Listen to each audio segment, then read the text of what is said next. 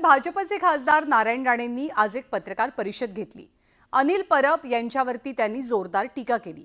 आक्रमकता आणि अनिल परब हे समीकरण जमतं का असा खोचक सवाल विचारत चित्रा वाघ या एकट्या नाहीयेत, संपूर्ण भाजप त्यांच्या पाठीशी आहे असं राणेंनी सांगितलं। त्यामुळे अनिल परबांनी उगाचच बढ्या मारू नयेत अशी प्रतिक्रिया चित्रा वाघ आणि अनिल परब यांच्या वादासंदर्भात नारायण राणेंनी दिली आहे। और एक पाहू शकत तुका 56 पाहतो की चित्रा वागला तिला पूर्ण उर कधी तुला पूर्ण उरेल ती बघू पाहतो मी। आणि चित्रा वाघच्या मागे ती एकटी नाहीये, पूर्ण बीजेपी आहे, नारायण राणे पण आहे। ये तुझं कुठे येतो सांग, मैदान सांग, ठिकाण सांग, चला कोण नाही आलं तर मी तरी हजर होईल। कधी येतोस?